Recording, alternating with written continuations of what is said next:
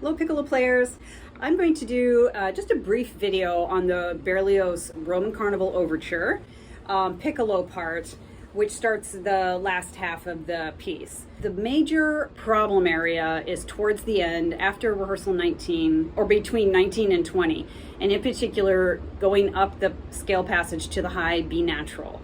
First of all, I would, on the 2-note pickups to that line where you're ascending, I would leave those 2 notes out and breathe there. So you at least start with a good breath.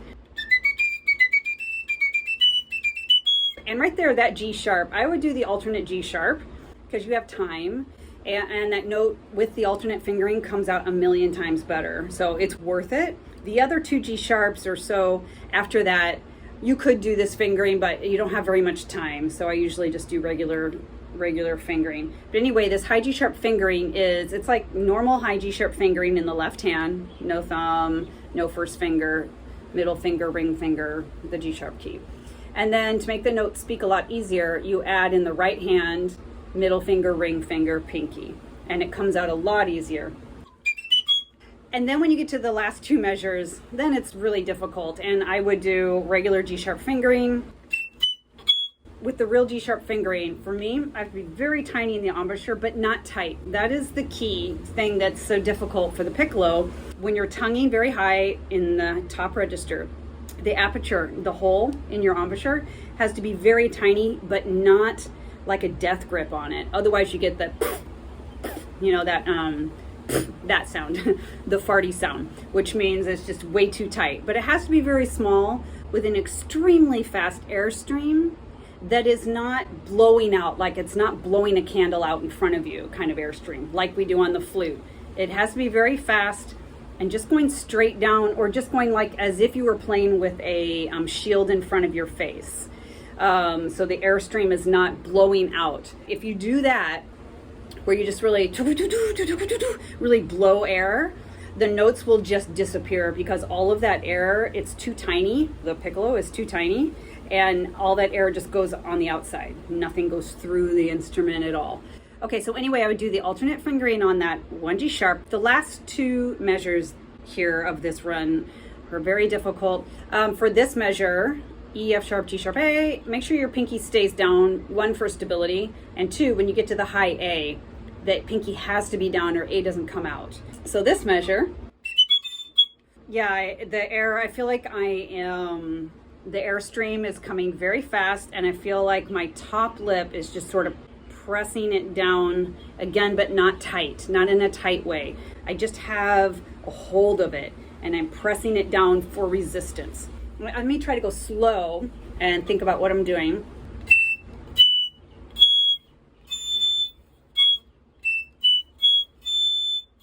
I'm also very forward. My embouchure is very forward. And that's another thing, when you get up high, or just in general on the piccolo, make sure your piccolo is up, your head joint is up higher on your bottom lip than it would be for flute. So it needs to be up there. The airstream needs to go straight down into the hole, and it's a very small hole, as we know. So you need to never roll, you don't want to roll in, but you need to be in proportion to the size of the instrument. So the flute's bigger, you put it here. Piccolo is smaller, you put it up a little bit. So that idea of a proportion is similar for the airstream. You don't want to use air like you would on flute to be able to get those high notes out.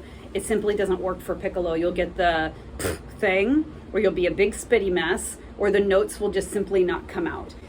You have to do a different airstream, which is very fast, tiny aperture, very forward, and the airstream is just kind of like held onto. You never want to lose control of your airstream. That's what I call blowing out your embouchure, or I always think of that. Don't blow out my embouchure. That's when you might go like, it's just, my embouchure doesn't have a hold of the air at all. And then that last measure, the big problem measure, going up to the high B natural. The B natural, you need to have the pinky off, and it has to be on for the A right before it. So you're going F sharp, G sharp with real fingering, and then I really sit on my airstream and make sure my airstream is, like I've said, like contained and not blowing out Also, getting up to the high B, you don't want to go, this is similar to what I just said, but you don't want to kind of like crescendo with your airstream, which is a normal reaction to get the note out, like yaga-da-da, like just try to nail it to the wall and force it to come out. It's just not going to happen. What you have to do is once you get your F sharp, like this one, that whatever air you're using for that, and not loud, just enough air for it to speak. That's all you need, and I think that's important too when you're playing up in the high register. All you need to do is use enough air, velocity of air for the note to speak, and that is it. Don't play any more. And then throughout this measure, when you're going up to finicky notes like the B natural, don't blow more to get the B, blow the same, but make sure the air stays very fast through there. I would just, in general, recommend doing a lot of warm-ups with earplugs. I have earplugs in, up in the high register so that you don't feel like you're forcing up there. And I'll link in the description here of the video I did of my exercises I do when I have to give a lot of attention to the high register, such as like in this piece. I go through 2 specific things to get everything warmed up, and I feel like my embouchure is kind of set. Another thing, when you have tricky high note register passages such as this, and you're afraid to kind of like lose your notes, try to not breathe. Take a breath unless you really need to. So like that's why I would take those 2 notes, pickup notes out, take a good breath, make sure you're pacing yourself with your breathing to get all the way through. Try not to breathe after the quarter notes.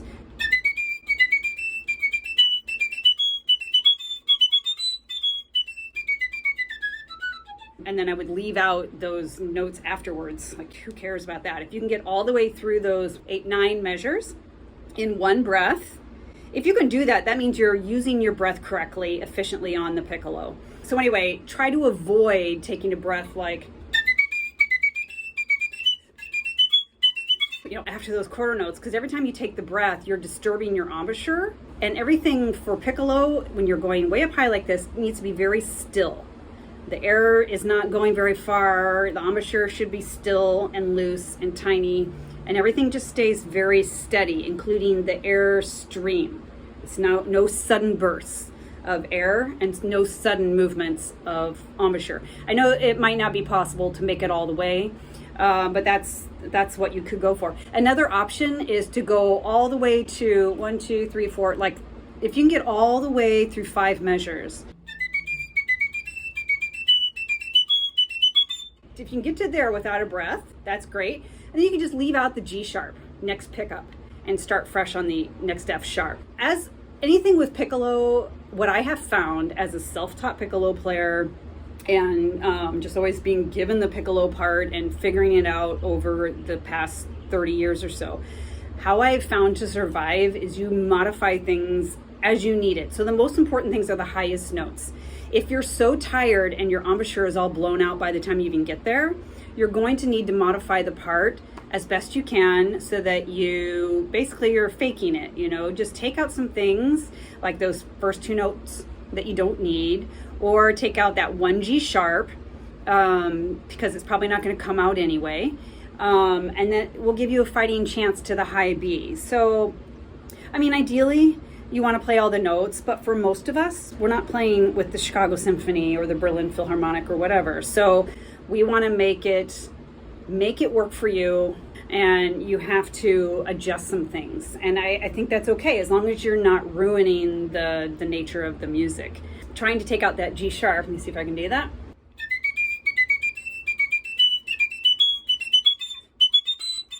So a couple ways that you could maybe drill this is just doing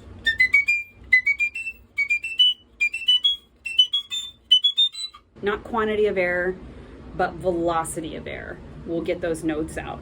That is the biggest key to piccolo, I think. And one last thing I would suggest, if you're really struggling with that measure getting up to the high B natural, and you're playing with an orchestra that's maybe a regional orchestra, or basically not like a full-time orchestra, you could get away with this, is for that last triplet, F sharp, G sharp, A, B, just do a slur. You might have a better chance of hitting that B natural.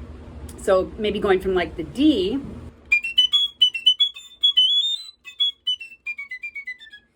know, you could do that. I don't think anyone's gonna notice or care. Okay, so good luck with that. And I hope some of these tips were helpful, and I will see you at the next video.